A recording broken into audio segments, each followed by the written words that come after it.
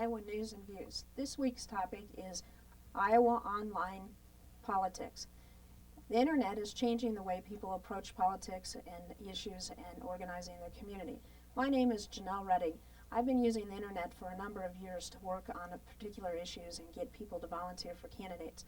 I would like to welcome to Iowa News and Views two pioneers in online democracy. The first is Stephen Clift, who is an online strategies consultant focused on the use of the internet and democracy. He is the coordinator of the website Web, White, and Blue. The second guest is David Erickson. He is an internet marketer and the owner of eStrategy and manages mnpolitics.com. Welcome to the program. Thanks for having us here. Thank you. Why don't you tell us a little bit more about yourselves? Sure. Well, my name is Steve Clift, and I've come from Minneapolis, and I'm also board chair of a nonprofit called Minnesota eDemocracy, which is a nonpartisan citizen organization. And we've been talking with folks in Iowa about maybe starting an Iowa eDemocracy. So we hopped in the car yesterday and have driven down. And in fact, the last time I drove to Iowa City, my car blew up. And so this time my car didn't blow up, and I'm glad to be here in one piece. And so we've been talking to folks at the Capitol today and are here in Iowa City tonight. Great. Thanks for coming. Mm-hmm. And yeah, I'm David Erickson. I am also involved in eDemocracy. I've been a long time been a volunteer for eDemocracy. I've got Iowa ties. I went to Co-College and lived and worked in Iowa City, Waterloo, and Cedar Rapids. And I'm excited about the opportunity to help develop an Iowa eDemocracy project.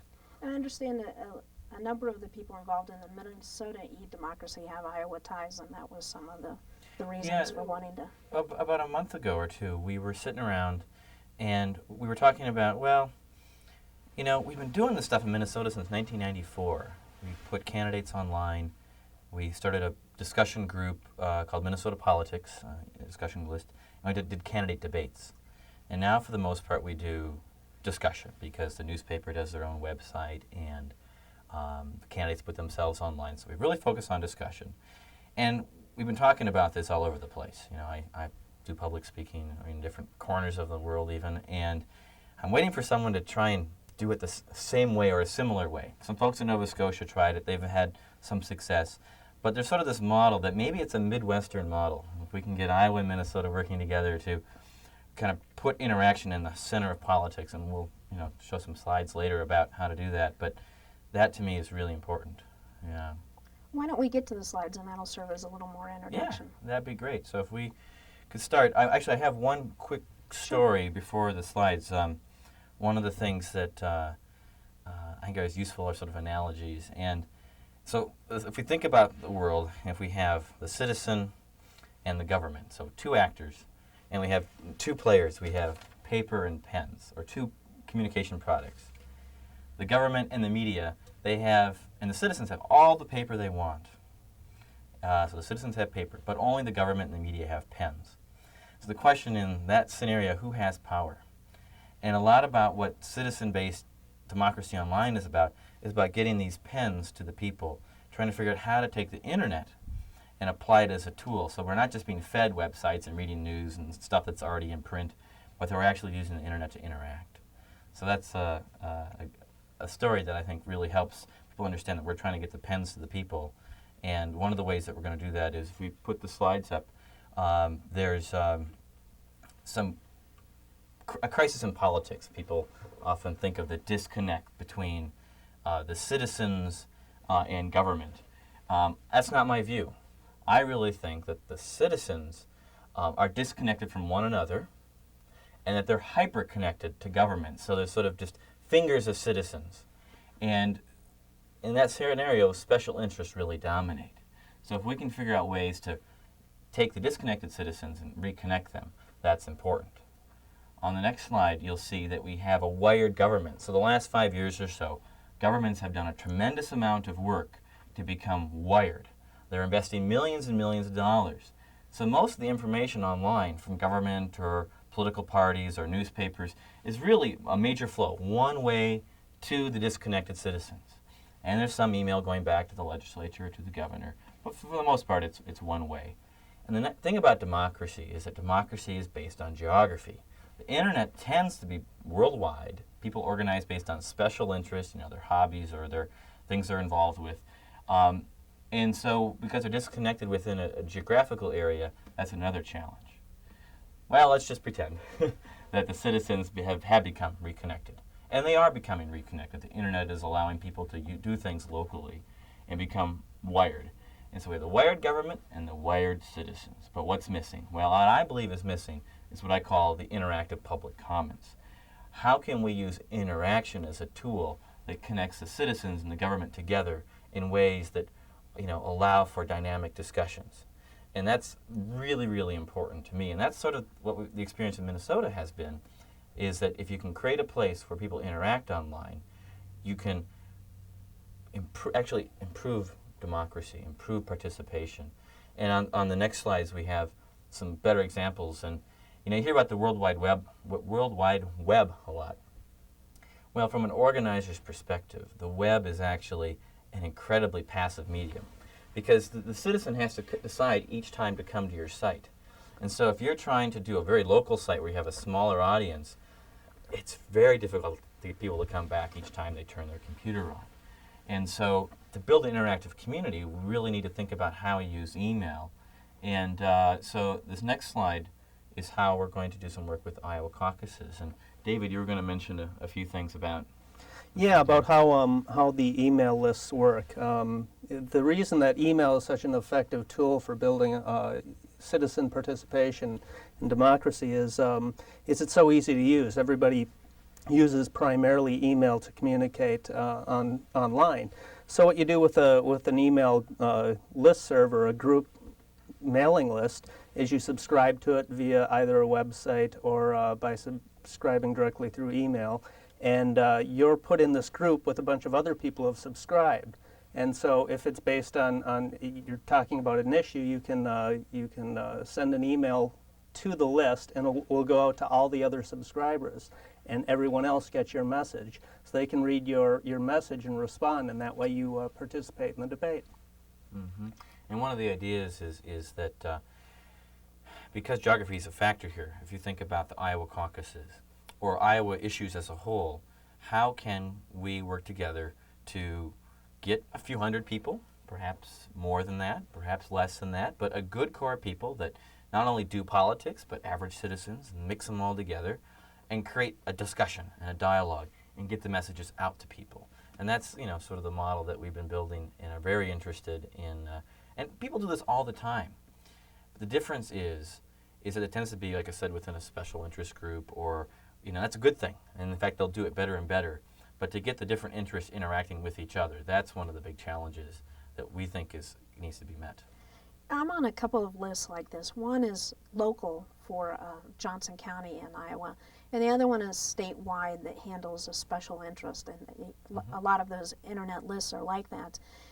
What I find is the problem with them, and something I think is going to have to be worked out if we're going to continue along this path, which I think we are, but we're going through some growing pains, is that only certain people post. So you're only hearing the voices of a few people. There may be several hundred people on the list. And so if you're talking about issues, you're only getting a few people. And it's kind of the problem as call-in radio shows. Only a certain type of person calls in. And I'm wondering if you have any ideas of how we begin to work through that so that more people are comfortable posting their opinions. Or Do you want to say something? Sure. I'm sort of an example of a citizen who got pulled into, I can sort of say, e-democracy changed my life. Back in 1993, I started reading about the World Wide Web and the internet. That all started percolating up to the public consciousness, and was reading about it, was fascinated with it. And then along came this article in 1994 in our local paper, the Minneapolis Star-Tribune, about this project called e-democracy. And they were having an online debate between the Senate candidates. And all of a sudden I had this epiphany, sort of. It's like, oh, you can do this with the internet. You can use the internet that way. And decided at that point I really wanted to get into this. And eventually this was Steve's project. I met Steve, and we became good friends, and I started volunteering for e-democracy. But the way that you participate, often it's who is on the list It's very important that you know that, like the Minnesota e-democracy list, I know that legislators are reading it. I know that the media is reading it. Because there are all these players in the political world reading it, I have to think very carefully about what I'm going to write because I don't want to look stupid. You know, I want to make that hones my ideas. That makes my ideas much more thoughtful. But it's an ego trip. You know, if I know that those people are going to read it, hey, that's great. You know, they're paying attention. When you think about it, an average citizen is not going to take the time to express themselves if they don't think it matters. And so we're very pragmatic when we start discussions to try and get people who do politics mixed up so that those who just have opinions or just want to sort of learn a little bit more have a real experience or experience that matters. You know, most sort of 99% of discussion on the internet is junk, and ours is half junk. So the miracle is that half has any value whatsoever. I mean, in political discussions in particular are very difficult. One technical thing that we do, or a technical rule, is we say no one person may post more than twice a day.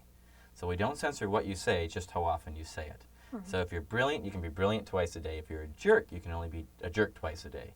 Because the tragedy of these online discussions are when people post too much and drive the audience away. Right, 13 posts in a row. Exactly. So what ends up happening is that a discussion that can last for, say, over 2 or 3 days, the rules actually allow more people to participate. And so we have about a third, about a fourth of the people that subscribe to our politics discussion forum post in any 1 month. Most lists that I've seen, it's well under that. It's like 1 out of 16, and so, or 1 out of 8, and so I think that those rules help encourage more participation. The other thing I find with lists that are kind of problematic is moving beyond discussion, and discussing issues and et cetera are great, but I'm really interested in using internet lists to move politically and move movements. And what I found is the problem with the list that I'm on that does that is that the follow-up is not there. The idea is thrown out or the offer to volunteer or whatever, but the follow-up is a little lacking, whereas on a face-to-face meeting you'd have a little bit, easier time of relating back and forth. And I find that one of the growing pains we're going through on internet democracy and growing. Yeah, I sort of think of the list, the e-democracy list, as a organic thing. It's sort of it's self-regulating. The funny thing is that we've had several groups naturally evolve out of this list. There was an online political action committee that was created from this list to oppose a new stadium in the Twin Cities. Called You're Out. Called You're Out. That's correct. And they were people of like-minded interests who got together and said, let's form this, actual PAC. So, I think that... it is the exception over the rule, but it's happened. And I think as more people get experience, you're going to see more examples. Sure. Yeah. You're watching Iowa News and Views. This program will be rebroadcast on multiple television stations throughout stations throughout the state, 17 cities and 350,000 households. Our guests today are Stephen Clift and David Erickson. Our topic is internet democracy. The other question I have for you is, with these new lists that we're looking at in Iowa, I understand that there are several of them, and I'm not clear on what exactly the differences between the lists would be. Yeah. Well, the idea is this summer is to, one by one, build an interest in 3 lists, really. One is on Iowa caucuses, a place for Iowans to talk to other Iowans about the caucuses, and explain who they're going to support and why they're going to support them. And we figure that'll be a more heated discussion because anything national ends up being more ideological. Mm-hmm. What we've found in talking with folks around Iowa is they're really interested in statewide issues and how to create a lasting place for discussion and for announcements. And so Iowa issues would last beyond the next fall or next winter, where you would have an announcement list that would be for announcements, press releases from political parties and activist groups and notices of public events, new internet articles from government agencies. And the discuss list then would be sort of the dynamic public commons, the interactive agora that we had a screen up for. And that mix tends to work pretty well. Now, I understand that the announcement list will not have discussion. Right. You post your meeting or your whatever, your article or press release, and that will be it. And so the discussion would move to the other list then? What we do in Minnesota is at the bottom of every message it says, to discuss this post, go to the discussion list. And it tends to work pretty well. We have 400 people on the discussion list and about 500 on the announcement list. We actually split them after 4 years just last spring. And the idea now is, hopefully, with the announcement list, we'll be able to get more people to subscribe, maybe up to 800 in the next year. That's a lot of work, but we hope to do that. And then with that, for every 2 people we recruit to the announcement list, we expect another person to join the discussion list. And then the more announcements, the more it helps foster discussion based on what's happening versus sort of pure ideology. And it's difficult because a lot of people only can post based on what they know, and it tends to be their opinions. And those in the inside of politics often hesitate because when you know something, that's your power. Mm-hmm. And I think we're shifting toward a new era in politics where those who disclose and share and facilitate actually are beginning to help set the agenda. And we see some of that in Minnesota, but there's still plenty of old-style politics where people don't share the information they have, and we hope that they do more of that. Like I said, I'm on a list in statewide that does a special interest. It's called the Iowa Coalition for Human Rights, and we have our list divided into 2. One we call Announce, and the other we call Talk. The problem and the reason we divided, which I think is what you're saying, is people who signed on who didn't want a lot of email got off the list, and we wanted them to be able to get the important political stuff. For example, I posted recently that I was looking for volunteers for a particular candidate, and we wanted to be able to get that information and not have to have the 20 posts a day or whatever. And so we divided the 2 lists, and as I understand it, that's how the state list, if you want the announcement, Yes. you could just be on that list. Yeah, and that's key, is that people, and the email box is so personal and so important, and some people like 5 messages a day. Some feel that's too many in a week. Other people want 50 a day. And so you need to create choices. And the nice thing about eGroups, the service that it will run on, it's a free service that allows us to use that, is that you can choose digests or summaries, or you can be web-only readers. And so the key is to get the largest audience possible and give them the choice of how they want to interact. No, this is a technical question. I'm familiar with digest. I'm not familiar with summaries. How would that work? Well, a digest is when you get all the messages in a big clump. A summary is where you get a paragraph from each message and a web address to get the full message. And so basically it'll send you the 10 messages in a very brief format, but it's not actually edited. It's just like the first few lines. I see. Now, let's talk about the Iowa caucus list that's being proposed. And I understand that should be up and running soon, as soon as we get up to. Yeah, 150 subscribers. Dave here is going to be the facilitator. He's been volunteered to. Sure, we're hoping to, like Steve said, get that going first and get the interest up in what we're doing and get people involved to sort of launch this. And I think, so far so good. We've got 150, as you said. Yeah, the one thing we learned is that if you start it when you have your first 30, and we're at about 30 or 40 right now, and so in the next week or 2, with this show and with other ways of getting the word out, we want to help get 150 people around Iowa, and the goal is for people in Iowa to talk to each other.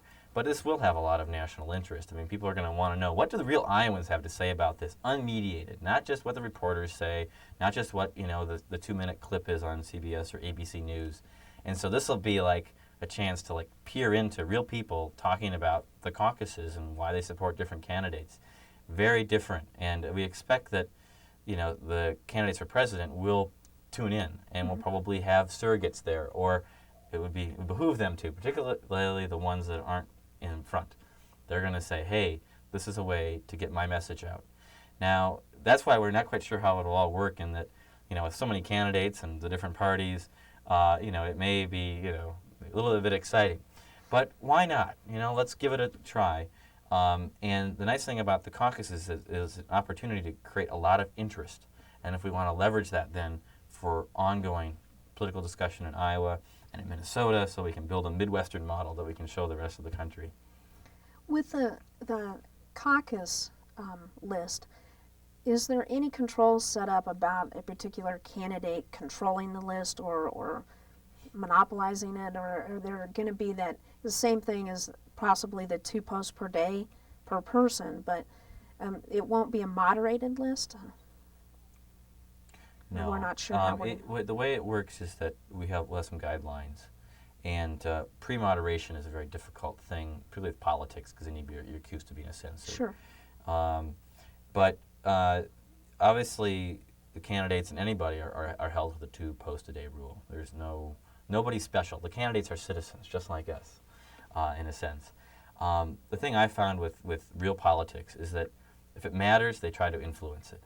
So the sign of success is when they actually try to monopolize.